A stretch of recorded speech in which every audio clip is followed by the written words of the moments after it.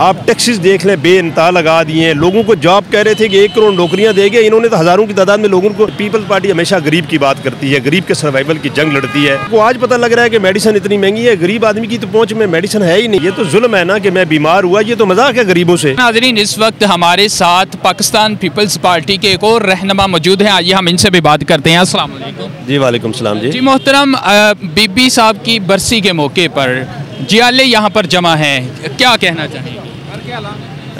हम जी यहाँ पे हमारी कायद मोहतरमा बेनज़ीर भुट्टो को बेदर्दी से उनका मर्डर कर दिया गया, उनकी शहादत है यहाँ पे। तो हर साल हम 27 दिसंबर को यहाँ पे एक नए ऐद के साथ इकट्ठे होते हैं कि हम अपनी कायद मोहतरमा बेनज़ीर भुट्टो का छोड़ा हुआ फ़लसफ़ा और उनकी छोड़े हुई सर्वाइवल की गरीबों की जंग जो है वो इंशाअल्लाह ताला बिलावल भुट्टो ज़रदारी के साथ शाना बशाना खड़े होके तो हम उसको पाया तकमील तक पहुँचाएँगे। और इसीलिए 27 दिसंबर को हम लोकल जो पिंडी के जितने भी जियाले हैं, रीजन के, डिवीजन के, चकवाल, टकला, अटक, कोटली, सतिया, मरी, जहाँ जहाँ से भी सारे यहाँ पे आते हैं। ये तजदीद ऐद का दिन है हमारे लिए और इंशाअल्लाह ताला आप देखेंगे कि यही ऐद करके उठेंगे और नेक्स्ट आने वाला वक्त जो है वो बिलावल भुट्टो ज़रदारी का होगा। जी बिल्कुल, आप कह रहे हैं बिलावल भुट्टो का आने वाला वक्त होगा, लेकिन मुझे ये बताएं कि अब जो मौजूदा दौर है, आवाम की पहुँच से तमाम अशियाए खुर्दोनोश दूर होती जा रही हैं और इस हुकूमत के बारे में आपकी क्या राय है? देखें जी, आप जब आई ये मौसूफ़ ना तो इन्होंने स्टाइल जो है ना वो ज़ुल्फ़िकार अली भुट्टो का अपनाया था,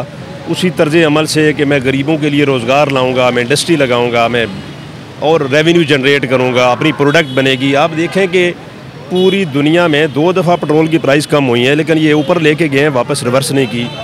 अब एक बंदा जिसका बजट 30,000 रुपये पे थी, वो 25,000 रुपये में जो चीज़ें परचेज़ कर रहा था वो आज 40,000 रुपये में परचेज़ कर रहा है। तो जब 40 में परचेज़ कर रहा है तो उसका बजट ही डिमोलिश हो गया है। तो ये तो गरीब का जीना दुभर कर दिया है इन्होंने। आप टैक्सेस देख लें, बेइंतहा लगा दिए हैं। लोगों को जॉब कह रहे थे कि 1 करोड़ नौकरियां देंगे, इन्होंने तो हज़ारों की तादाद में लोगों को जॉब से निकाल दिया। आपको पता है कि मुस्लिम लीग नूर के दौर में 15-16 हज़ार लोगों को जॉब से निकाल दिया गया था। पीपल्स पार्टी की गवर्नमेंट में आसिफ अली ज़रदारी ने उनको दोबारा से रिवर्स बहाल किया। अभी फिर ये मौसूफ़ आए और इन्होंने फिर उनको डिमोलिश कर दिया, जो कि अभी रिसेंटली सुप्रीम कोर्ट के आर्डर से वो दोबारा से बहाल हुए हैं। तो कहने का मकसद ये है कि गरीबों को बिल्कुल इन्होंने डिमोलिश कर दिया है और हम जियालों ने इंशाअल्लाह ताला बिलावल भुट्टो की क़यादत में गरीब और मजलूम लोगों की वो जंग लड़नी है, जो जंग मेरी कायद मोहतरमा बेनज़ीर भुट्टो छोड़ के गई इंशाअल्लाह ताला बिलावल की सूरत में। जिस हल्के में हम खड़े हैं शेख रशीद अहमद साहब का, और इनका अभी हाल ही में एक बयान आया है कि मैं बीमार हुआ, फिर मुझे पता चला कि जो दवाइयाँ हैं वो काफ़ी महंगी हैं। तो अगर एक मेरे जैसे बंदे के ऊपर ये असर कर सकती है तो गरीब आदमी का क्या हाल होगा? यानी कि उन्हें अभी समझ आ रही है, तो अब क्या कहेंगे? देखें, अभी भी समझ तो खैर उनको अभी भी इसलिए नहीं आ रही कि वो तो 4 दिन पहले या 8 दिन पहले तक इमरान खान को मसीहा और पता नहीं क्या क्या और क्या क्या कह रहे थे। अभी भी आपने रिसेंटली एक इंटरव्यू उनका और भी देखा होगा। ज़रूरी है कि कोई अमीर आदमी बीमार हो और उसको पता लगे कि पैनाडोल कितनी महंगी है, पैरासीटामोल कितनी महंगी है या मेडिसिन। ये तो जुल्म है ना कि मैं बीमार हुआ, ये तो मजाक है गरीबों से कि आप बीमार क्यों? आप एक मिनिस्टर हैं, यहाँ पे एजुकेशन, हेल्थ, ये तो 2 ऐसी चीज़ें कि ये रोज़मर्रा की लाइफ का हिस्सा है। और आपको आज पता लग रहा है कि मेडिसिन इतनी महंगी है, गरीब आदमी की तो पहुँच में मेडिसिन है ही नहीं। वो तो घर बैठे बैठे उसके बच्चे की डेथ हो जाती है, वो जाएगा किसी सन्यासी से कुछ लेगा, किसी होम्योपैथिक डॉक्टर से कुछ लेता है और अपने निज़ाम चला रहा है। मेडिसिन जो आपको 500 रुपये में मिलती थी आज वो 70% अबव हो गई है।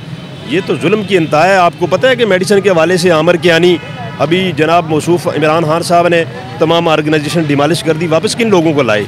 परवेज़ खटोक को लाए, आमर कियानी को लाए, जो ऑलरेडी आपको पता है हेल्थ स्कैंडल में मेडिसिन के ऑलरेडी पहले से उनकी करप्शन प्रूव हुई।